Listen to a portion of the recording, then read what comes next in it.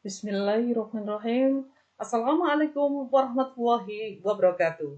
Salam literasi. Apa kabar anak-anak? Semoga kita tetap diberi kesehatan dan tetap dalam lindungan Allah Subhanahu wa taala. Amin. Allahumma amin. Untuk anak-anakku kelas 8 yang baru naik ke kelas 9, Ibu ucapkan selamat. Semoga di kelas 9 ini kalian semakin semangat dan giat belajar untuk menyongsong masa depan yang lebih ceria. Ketika kalian kelas 7, kalian sudah pernah belajar tentang teks laporan, yaitu teks laporan hasil observasi. Nah, kali ini kita akan belajar tentang teks laporan percobaan. Setelah kalian melihat tayangan video ini, kalian akan mengetahui pengertian, ciri-ciri, dan fungsi teks laporan percobaan. Teks laporan percobaan ini sangat penting kalian pahami, karena dalam pelajaran sehari-hari kalian akan sering bertemu dengan kegiatan-kegiatan percobaan. Apalagi kalau kalian nanti di sekolah atau di jenjang lebih tinggi, di SMA, yang jurusannya mengambil jurusan IPA. Yang jelas, kalian akan sering mengadakan percobaan. Nah, langsung saja kita bahas mengenai pengertian teks laporan percobaan.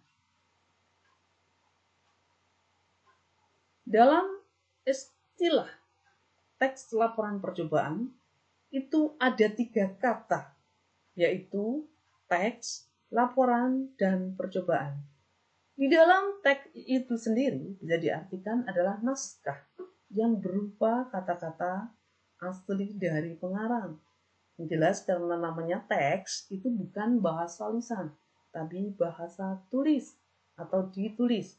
Sedangkan kata yang kedua yaitu laporan. Segala sesuatu yang dilaporkan kepada orang yang memberi tugas. Yang ketiga adalah percobaan. Percobaan bisa diartikan usaha atau kegiatan untuk mencoba sesuatu atau disebut juga eksperimen.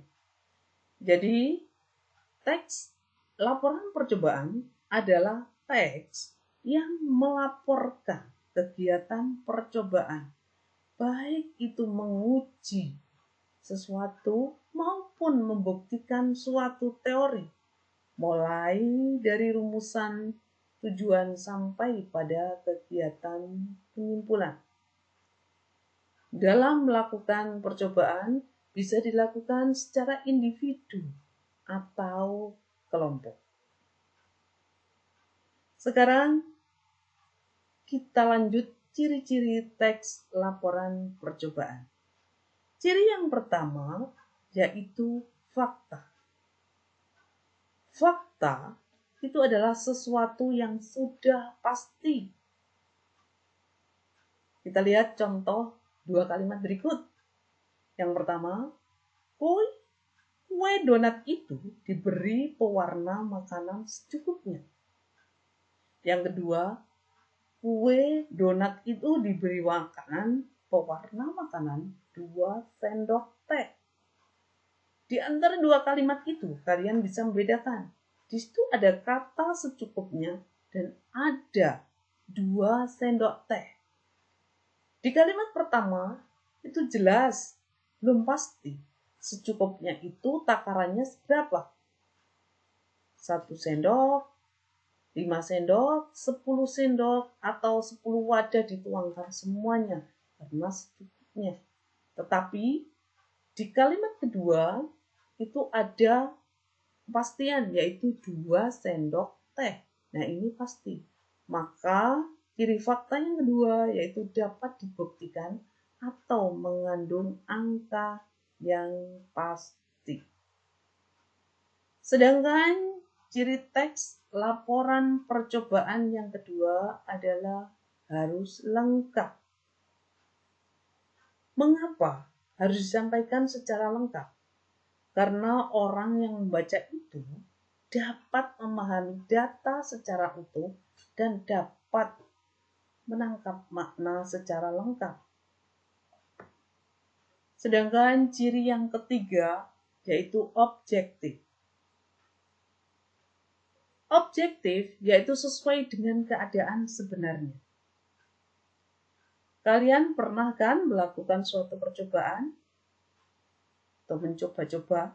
Nah, sebelum melakukan percobaan, kalian pasti penasaran dan mempunyai dugaan awal.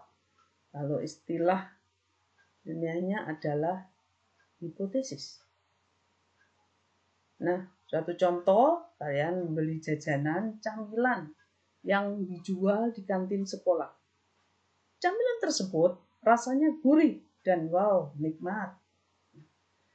Kalian menganggap segala jenis camilan mengandung micin atau sejenisnya.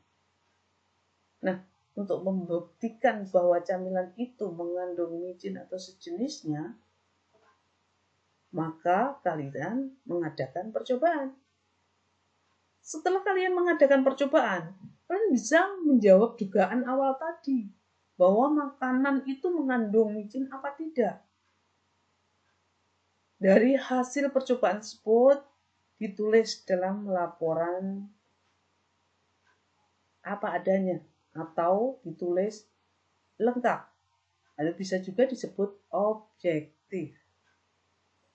Nah, sekarang pembahasan yang ketiga yaitu fungsi teks laporan percobaan. Dalam fungsi teks laporan percobaan ada 5 fungsi, yaitu yang pertama sebagai sumber informasi. Misalnya kalian ingin tahu kandungan vitamin A yang lebih tinggi dalam beberapa jenis buah pepaya. Saya contohkan di sini ada pepaya Jawa, pepaya Bangkok, pepaya Jepang. Kalian tinggal mencari kalau kalian ingin tahu vitamin A di dalam pepaya tersebut, mana yang lebih tinggi vitamin A-nya.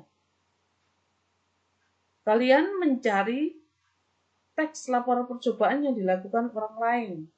Nah, dengan mencari teks laporan percobaan itu, maka kalian bisa mengetahui apa yang kalian perlukan. Nah, itulah teks percobaan sebagai sumber informasi. Fungsi yang kedua yaitu sebagai bukti. Laporan disusun itu untuk menyampaikan segala kegiatan yang dilakukan. Dengan menulis teks laporan percobaan, berarti kalian benar-benar sudah melakukan percobaan, baik yang dilakukan untuk menguji suatu atau membuktikan sesuatu teori. Yang ketiga, fungsinya adalah untuk dokumentasi. Dalam penyusunan teks laporan percobaan, kalian akan mengumpulkan data, mengumpulkan informasi, kemudian memilahnya dan menyajikannya. Tentunya kalian menginginkan teks tersebut selalu ada ketika diperlukan. Agar tidak diperlukan, agar tidak kehilangan, maka perlu didokumentasikan. Jadi, bukti teks laporan percobaan itu untuk dokumentasi. Kita lanjut yang keempat, yaitu sebagai pemecahan masalah. Apakah bisa? Satu contoh, kalian suka buah-buahan. Tadi saya bahas pepaya, buah pepaya pun ya, bisa kalian lihat kadang juga diberi pewarna atau pemanis buatan. Nah, untuk mengetahui buah-buahan tersebut ada pemanis buatan atau pewarnanya, maka kalian mencari pemecahan masalah. Nah, pemecahan masalahnya apa? Dengan cara uji coba. Kan bisa melakukan percobaan-percobaan sederhana. Dengan percobaan itu, kalian bisa membedakan buah yang diberi pewarna atau pemanis atau tidak. Nah, untuk itu, dari percobaan tersebut sebagai pemecah masalah atau bisa digunakan sebagai pemecahan masalah. Yang kelima, fungsinya adalah untuk pertanggungjawaban. Laporan ditulis itu jika ada pihak yang menugaskan suatu kegiatan kepada kita. Jika tidak diberikan kegiatan itu, kita tidak perlu membuat laporan. Tetapi jika ada orang yang menugaskan, bisa guru, bisa atasan, maka kalian harus membuat laporan sebagai bukti pertanggungjawaban bahwa kalian telah melakukan apa yang ditugaskan oleh orang tersebut sesuai prosedurnya. Dengan teks laporan percobaan, orang yang memberi tugas tersebut dengan mudah mengecek apakah yang kalian kerjakan itu sudah benar atau belum. Nah, untuk itu kalian membuatlah laporan percobaan. Itulah 5 fungsi teks laporan percobaan. Sampai bertemu di video pembelajaran berikutnya. Terima kasih. Salam literasi. Wassalamualaikum warahmatullahi wabarakatuh.